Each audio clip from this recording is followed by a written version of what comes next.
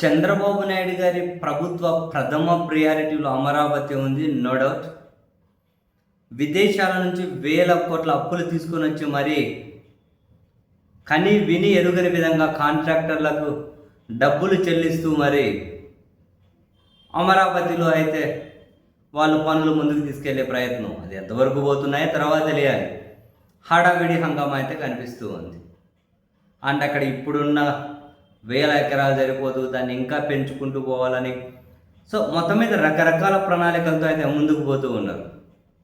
ఇదంతా బాగానే ఉంది, కానీ కీలకమైన అమరావతి రాజధాని నిర్మాణానికి కీలకమైన సిఆర్డీఏ ఏదైతే ఉందో ఆ సిఆర్డీఏ కమిషనర్లను ఎందుకు ఇలా మాటి మాటికి మార్చుకుంటూ పోతున్నారో మొక్క అర్థం కావట్లేదు. నాకు మీకు కాదు, అమరావతిలో ఉన్న వాళ్ళు కూడా అర్థం కావట్లేదు.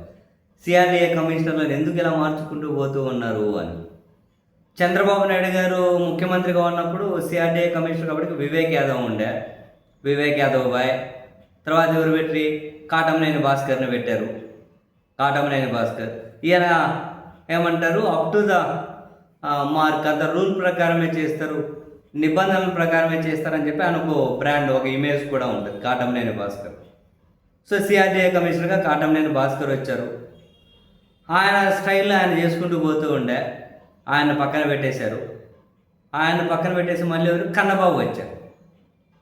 కన్నబాబు ఈయన కూడా రైతులతో మమైకమై మొత్తం మీద అయితే వాళ్ళకు న్యాయం చేసుకుంటూ కాస్తో కూస్తో ఎఫెక్టివ్గానే ముందుకెళ్తున్నారు అని చెప్పి ఆయన ముందుకెళ్తూ ఉండే. ఆయన కాసింత నిబంధనల ప్రకారమే పనిచేస్తారని ఆయన అట్లా పోతూ ప్రభుత్వ పెద్దలు అనుకున్నట్లు వాళ్ళ ప్లాన్ ప్రకారం కన్నబాబు కాకుండా నిబంధనల ప్రకారం ఈయన ముందుకు పోతున్నారని చెప్పి మధ్యలో ఒక సమావేశంలో మంత్రి నారాయణ గారు కూడా కన్నబాబు మీద సీరియస్ అయ్యారని కానీ వార్తలు వచ్చాయి. సో ఏం జరిగింది తెలియదు, కానీ ఇప్పుడు కన్నబాబు బాయ్ ఇప్పుడు 4వ వ్యక్తి వీళ్ళు అధికారంలోకి వచ్చిన తర్వాత స్కూల్ ఎడ్యుకేషన్ డైరెక్టర్గా ఉండే విజయరామరాజు అని ఆయన తీసుకొని వచ్చారు సిఆర్డీఏ కమిషనర్. 20 నెలలు అయింది వీళ్ళు అధికారంలోకి వచ్చి, 22 నెలలు, నలుగురు సిఆర్డీఏ కమిషనర్లో.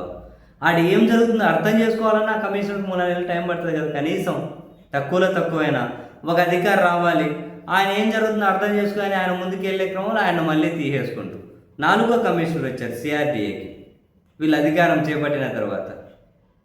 మరి ఎందుకని ఇప్పటివరకు అక్కడ వచ్చిన అధికారులందరూ నిబంధనల ప్రకారం పనిచేస్తారని చెప్పి పేరున్న వాళ్ళే మరి ఇంకో కొత్త కమిషనర్ని తీసుకొని వచ్చారు సిఆర్డీఏకి.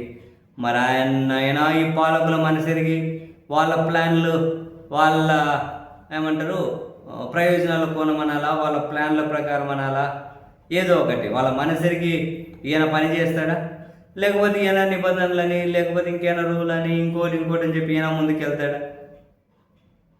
కనీసం ఒక సిఆర్డీఏ కమిషనర్ ఒక 2 నెలలైనా చేస్తే కదా దాంట్లో ఏదైనా ఒక ప్రణాళిక ముందుకు వెళ్ళాలి అంటే. వచ్చిన వాళ్ళు వచ్చినట్లే మార్చుకుంటూ పోతే వాళ్ళు ఎప్పుడు సెట్ అవ్వాలి, వాళ్ళకి ఎప్పటికీ దాని మీద పట్టు రావాలి? ఏదో మరి సంథింగ్ ఫిష్ ఏం చేస్తున్నారో అర్థం కావట్లేదు.